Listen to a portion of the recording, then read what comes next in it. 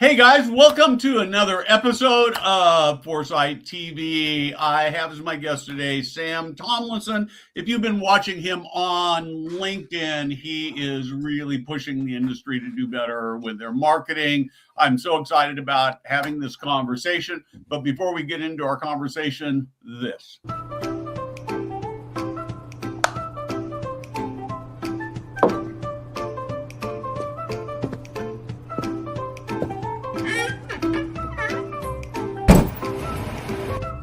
Hey guys, Steve Moran here.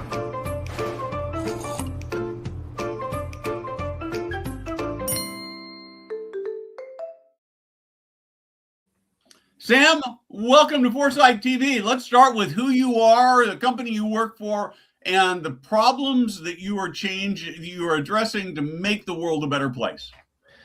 Awesome. Well, thanks for having me, Steve. Really excited to be on Foresight. So I'm Sam Tomlinson. I run an agency called Warshawski. We are about 50 people based in Baltimore, but we work with brands all over the world. And as far as problems we're solving, we're just trying to make the marketing industry a little bit better and help our clients either get more leads, get more sales, get more move-ins. So definitely an evergreen challenge.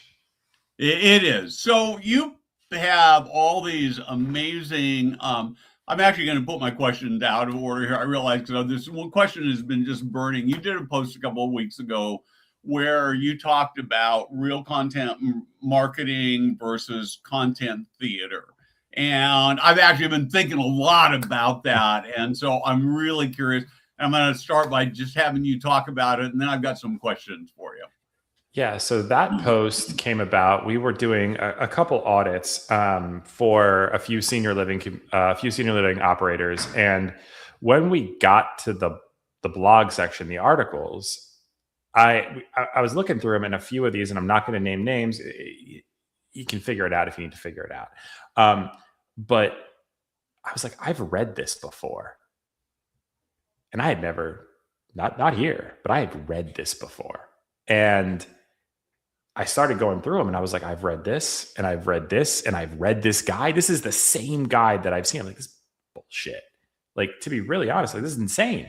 So I actually Googled the titles of the articles, and sure enough, same article appeared on multiple other communities' websites. And I was like, well, this is insane. And that kind of got me thinking. I'm like, and as I was going through it, I was talking to the operator, and we're just having a frank conversation. And I was like, what's in the scope? Like, help me understand.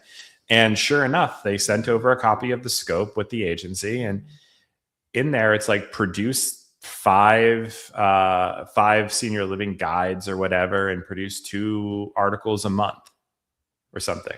I'm like, so literally by the letter of the law, you had followed what you had said you were going to do. But the implication there, and what the operator didn't realize when I talked more, they were like, we thought this was for us. And I'm like, well, it's everywhere else. Like, it's not unique to you. And I was like, so these were things that were across for different organizations, not just different buildings. Exactly. Different operators. Oh, that sounds like malpractice to me, honestly.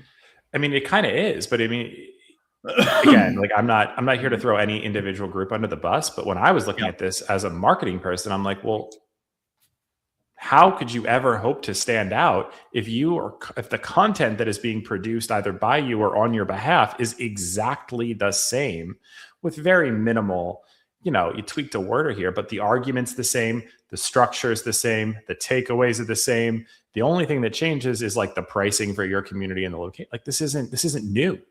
It's not novel. It's not reflecting your community. It's not talking to your audience. It's just blah. And to me, that's like theater, because you're doing all this work, but it's not helping. It's not moving the community forward. It's not differentiating the community. It's just sameness. So I guess the thing that really is puzzling to me about what you're describing is that you, with AI so readily available, it would be so easy to take even if you're working off the same theme to create prompts to create 20 versions of these things, if you had to, that would look so different and would have different themes for individual organizations or individual communities, with relatively little effort. Why would somebody do that? I know you wouldn't. You're not the best person to ask, right? I'm not the person to ask. Yeah. But I agree with you completely. I think what makes, I think if I were to put myself in their shoes and to look at it, yes, there are some big questions that many families or potential residents are going to ask of senior living. That's true. And there are some common arguments that I'm sure many communities hear over and over again. That's also true. So I could understand, they're probably getting asked the same, community A is being asked the same questions as the community B. Well, we can just use the same content. But to me, that feeds into a deeper problem in senior living marketing, which is so much of what you see in senior living marketing is recycled sameness. Like there really is a lack of differentiation in the industry, and there is a reluctance to differentiate, largely because you want to appeal to the largest possible market. You want to be as much as you can to as many as you can. So you kind of tie these two things together and you get this old school approach where it's like, well, we publish new content on the blog and we said all these things, so it's probably fine. So I guess the thing that I really struggle with is early in my blogging career, once a week, I'd go visit a senior living community. And I didn't exactly mystery shop them. I just walk in and say, hey, I saw this. I'm wondering if I can get a tour. And and I will tell you that that maybe 2 of 10 were really great. 4 were sort of, okay. And the other 4 really were terrible. But one of the things I would frequently ask people is, what makes your community better? Why should I pick your community rather than those guys down the street? Almost never could they tell me why they were better. And I think that's a big problem. Or am I wrong about this? Are we just all the same?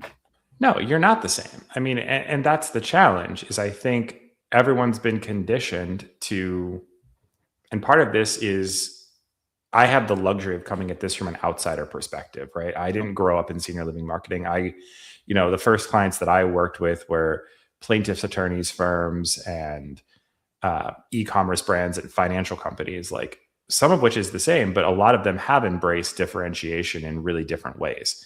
So they're hyper competitive and they understand you have to do something to set yourself apart. So when I came to senior living and I'm like I've seen the same senior living guy like 19 times. Like that stock image of the happy dude sitting on the bench with the gray hair, like there's a lot of communities that use that dude. Yeah. I look at it and I'm like, there's so much when you talk to these executive directors and you talk to the care staff and you talk even to the leadership. They're like, no. Like we do things really differently here. And here's how we do it. And, here's what we did. And here's how we adapted the activities. And here's how we've, developed this unique approach to memory care. And here's how, we have designed our community to support, post-acute rehab, like whatever. And they all have like amazing thoughts, and they've invested so much time, money, and energy coming up with these things, only to lose all of that when it comes to marketing, because you want to say like chef prepared meals and a caring community. Like it's a baseline expectation. Yeah. So how do I start this? Well, if you were to make a list of the things that are most broken in senior living, we could start with everybody's saying and doing the same thing. What else? I mean, I think that's a big one. Number 2 is when you actually look at the marketing, like the actual deployment of dollars, the level of accountability and transparency that comes with that is so wildly broken that it's problematic. Like it's just, you look at these ad accounts and they look like they were set up in 2017. Like, what are you doing? And these ad accounts are, I'm not trying to diminish it, but like, you're spending 50 grand a month for, an 8 or 10 community operator. Like, that's about, you might be spending even more. Your knowledge of how to differentiate across channels is lacking. Like, and what I mean by that is, content creation, like we talked about, you're not creating unique content. You're not creating uniquely valuable content. Number two, so many of these communities are letting caring.com or a place for mom or seniorly define who they are in the eyes of search engines, because those sites often have the same or more robust content about their communities than they do. And I'm like, you're letting somebody else tell your story and then you're paying them for the privilege. Like, not great, buddy. Number three is when I look at, just relationships between brands and agencies. To me, I don't see the same caliber of relationships in many cases than what you see in other industries. That's one. And then, the fourth one is I look at tech, generally speaking, in senior living, as so many operators want to use senior living specific tech. And I'm like, this is I'm not trying to belittle anybody, because I understand everyone's trying to do something. But I'm like, this tool compared for this function is not as good as what is available more broadly. Like, there is a better solution to your particular problem. Like, you don't need a senior living specific email software. Sorry, you don't. What you need is an ESP that can actually hit inboxes reliably, gives you the customization you need, and allows for robust things like segmentation and nurture flows and ties into your CRM neatly. That's it. It doesn't need to be senior living specific forms. That's not a thing. It's a form. We need the form to work.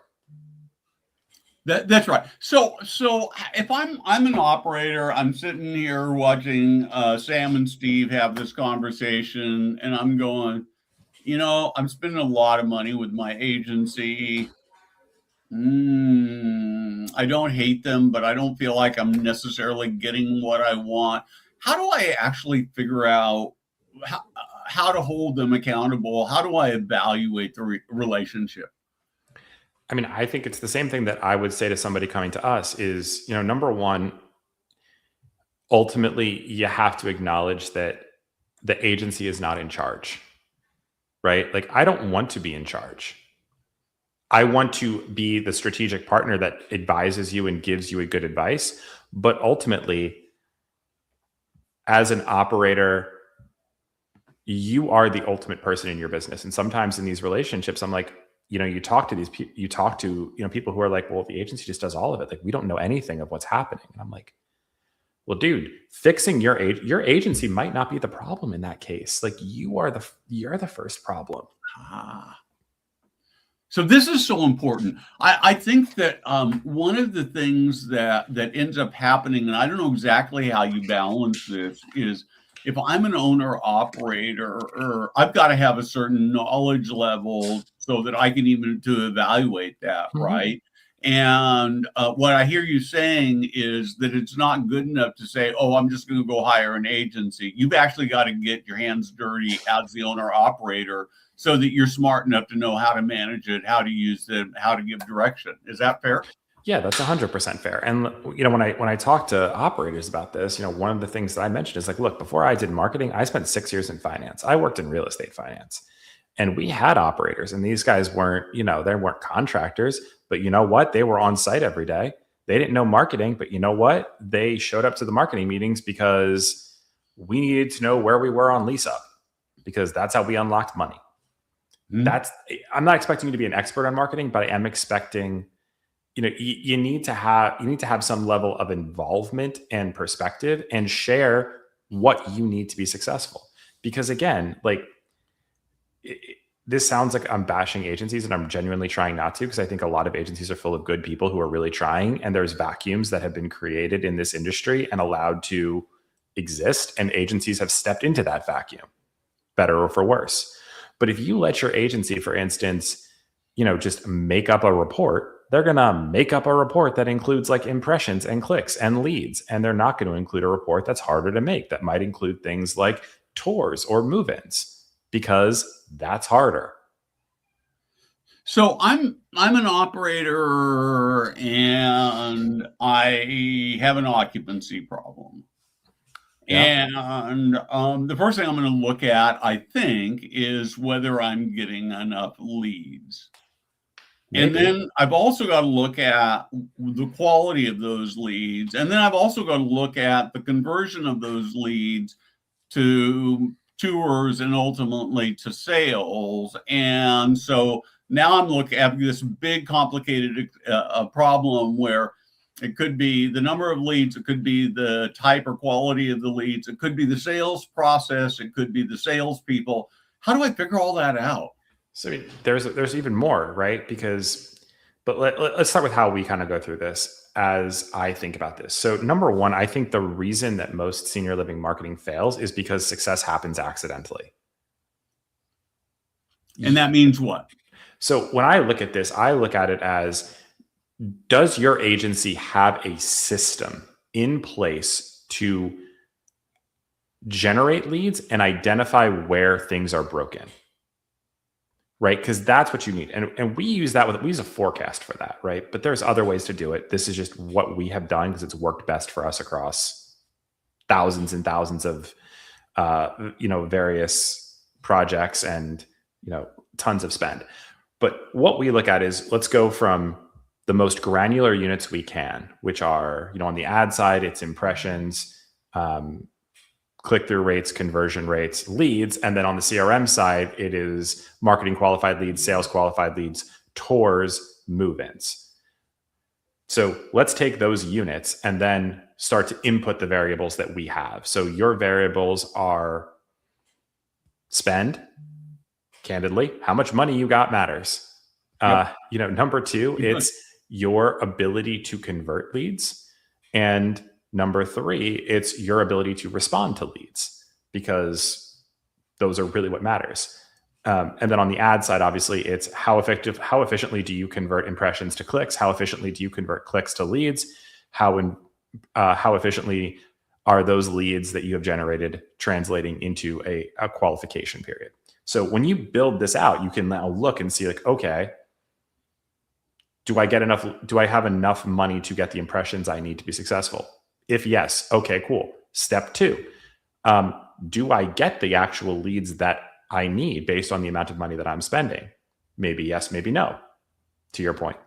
And if the answer is no, I'm not getting enough leads, then it's like, okay, well, what impacts that? It's either the message that I'm putting out, it's the experience that I'm delivering, or it's the offer that I am presenting the market. Maybe my pricing is wrong. Maybe we are not properly highlighting the benefits that we bring or the value that we create for our residents or their families. Right? That's a problem. And then you can actually dive into that and understand what's going on. But then on the flip side, when we've done a ton of these audits, I've done about 80 of them over the last 3 years. We start to then look in, and what we often see is these operators do get a ton of leads. And there's two big problems that I see consistently. Number one is what I call like the sales circle of death, which is salespeople.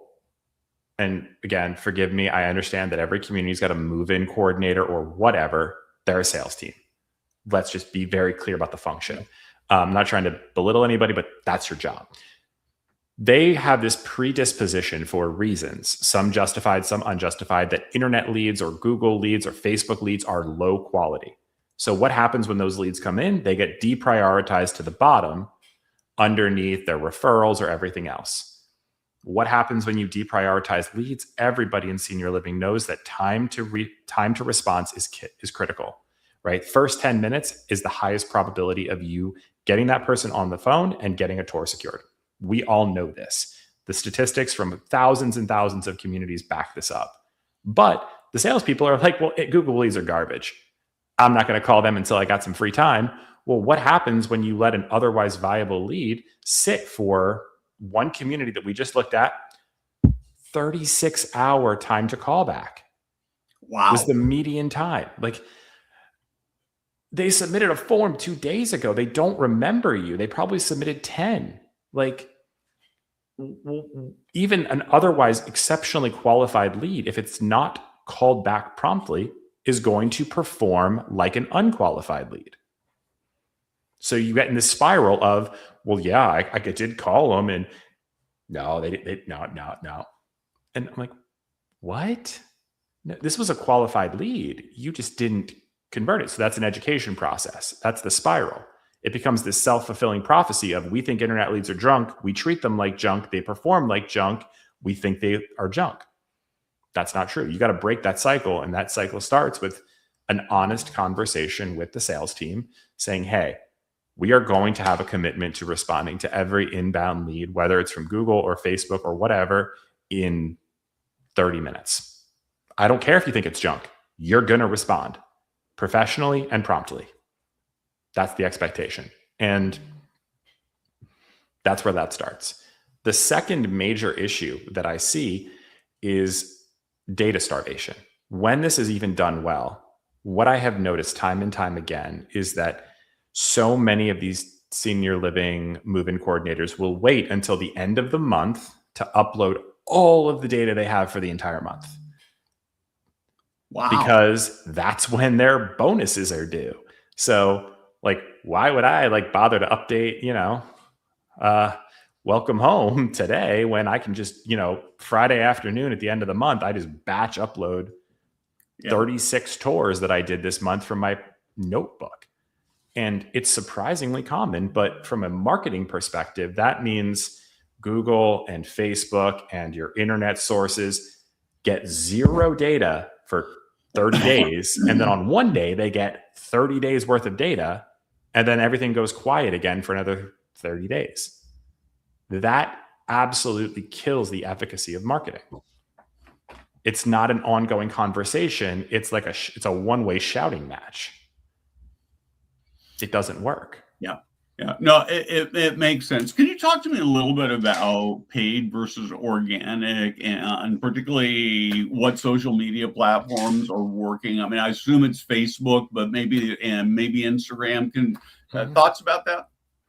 So we've had a ton of success with Meta, both Facebook and Instagram.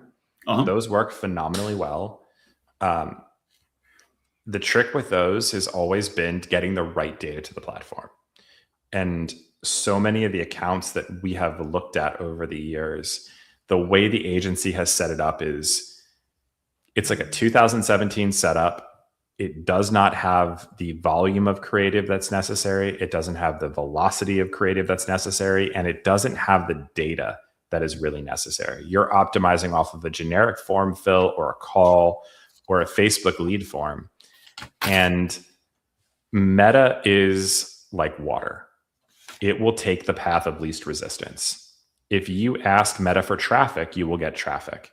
It won't be particularly good traffic, but you'll get traffic. If you ask Meta for leads, you will get leads. They will not be particularly good leads. What you have to do is ask Meta for the thing that is closest to what you care about. That is a reliable signal. So that goes back to the previous point of get your sales team to update their information so we can understand what's going on. Then you can pass that custom event back to Meta and say, hey, this is a tour booked, or this is at least a marketing qualified lead. Give me more of those. And Meta will do that very, very well. The second piece of this is creative. So many senior living communities, they just don't run the types of creative that you need to be successful on Meta. You're running a stock image with a generic headline. It's not good. Like, you aren't doing the audience research that you need. You aren't doing the persona mapping that you need. And you certainly aren't giving Meta the number of angles that it needs to do its job. It's just... So you talk, this is going to sound like I'm going in a different direction, but I don't think I am. You published something about optimizing for AI search. Mm-hmm. And the reason I think this really your last comments really triggered this is that when I talk to people who are using AI and they tell me the output they get isn't very good, I know the reason it's not very good is because they're not giving it good input. And this is exactly what you're talking about. And so it's a very similar kind of thing. And so maybe we can talk a little bit both about how you figure out the right inputs to optimize for AI and for Meta and perhaps other platforms. For sure. So I guess when you take this out, right, it's a kind of the theme of technology, right? Is garbage in, garbage out. Technology is just a catalyst. If you give, if the reactants aren't there, the catalyst doesn't do a damn thing. If, you give it two reactants that go boom, AKA a bad outcome, it's just going to make a bigger boom. Yep. If you give it two things that are great and work together, you will get a much more of the good result. Technology is a tool. And, candidly, a fool with a tool is still a fool. That's right. That's right. So that's the first frame. The second frame is when you think about what these systems need and where they excel. The first piece is you have to acknowledge that no person, not me, not your agency, not the genius they have in a closet, can outtrade a machine. You're not going to be able to do it. Yep. That's not a thing that happens. So your job and our job is to understand, what does this system, what does this machine need? And, Meta, to their credit, has been incredibly transparent about how, their system works. And really, when you think about it, Meta's got three core systems that go into how they rank and serve ads. One is Andromeda, one is Gem, and one is Lattice, right? They have completely been transparent about this, right? So Andromeda is the retrieval layer. It's what analyzes what ads are most relevant for a user at a given time. Gem is the generative ad. It's basically the brain. So it looks at, okay, of the ads that are most likely to perform, which of these is most likely to resonate with this user? So it connects top ads to users, and then Lattice is the unified framework that goes underneath this. So when you think about it, it's like, okay, what do I need to be successful with Meta? Well, they kind of told me. Number one, I need diversity of creative. I need stuff that will be surfaced by Andromeda. That means different formats, different hooks, different angles, fundamentally different things. Number two, how do I ensure that Gem predicts my stuff is going to be successful? Well, that requires me actually knowing the audience. That requires audience research. That requires me creating stuff that the people that are in my target audience, the adult child, the oldest adult daughter, the potential resident themselves, increasingly what we're seeing is the oldest grandchild, because what we're seeing is a lot more inquiries from 20-somethings and 30-somethings, right? 4 very distinct audiences with 4 very different levels of expectation, right? I need to make sure that I understand each of them, and I'm creating stuff that matches both their emotional needs and their actual needs. That's how you appeal to Gem. And then Lattice is, how do I connect all of this, the underlying framework? Well, I need to give Meta the best data possible.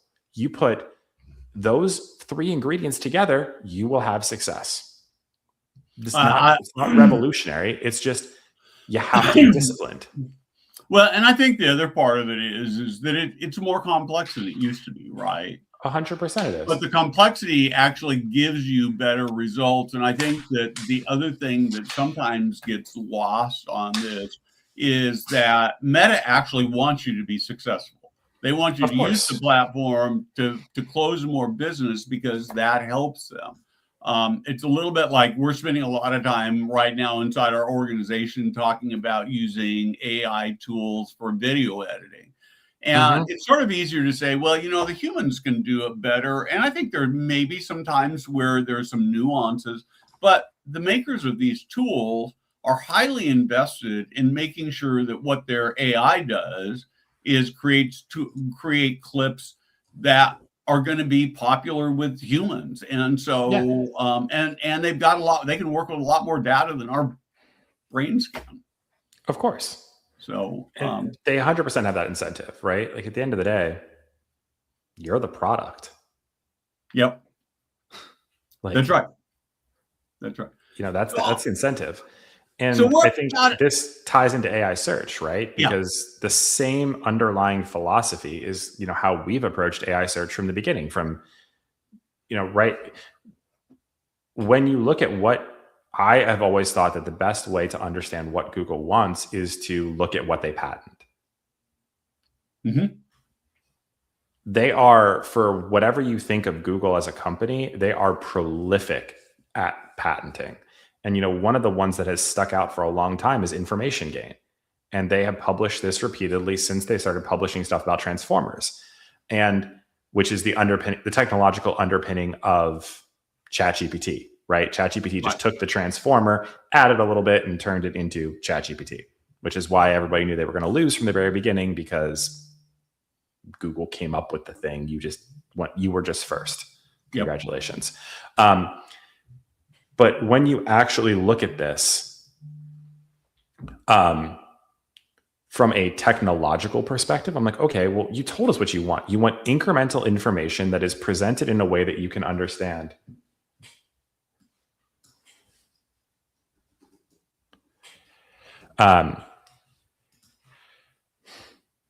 Okay, so we know exactly what incremental information that you want. So all I have to do from a content strategy perspective is give you that incremental information. I have to find ways to give the system information that it otherwise would not have. And this goes very back to our very first conversation about the same blog posts on multiple sites. There is zero incremental information here. There's zero. There's none. So what do you do?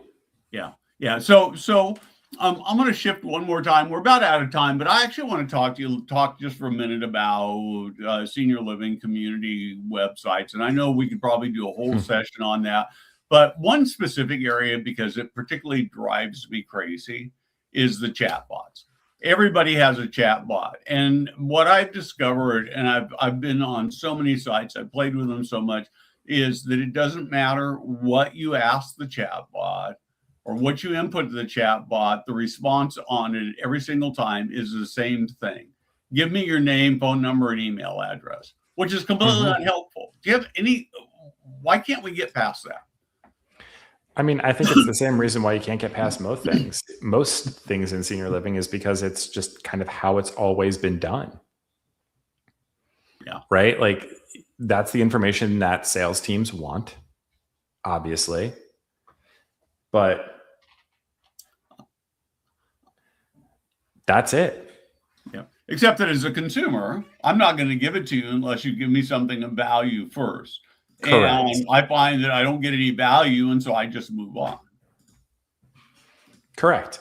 And that's the unfortunate thing, is I do think there are some solutions that are starting to recognize that, and they're starting to try to give some value first. That's objectively helpful. Or at the very least, they're starting to lean into decision trees, right? That it's like, hey, what are you looking for?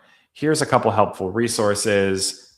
Would you like to talk to somebody? Like, they're going more conversational. That I have seen that on several communities. We're working with several communities to actually do more of that. So, and part of it, I think the biggest blocker in my experience has always been that the sales team, for what it's worth, always wants the contact information. And that ties into the same incentive as the agency, who always wants the contact information, because when the agency gets the contact information, they count it as a lead. Right.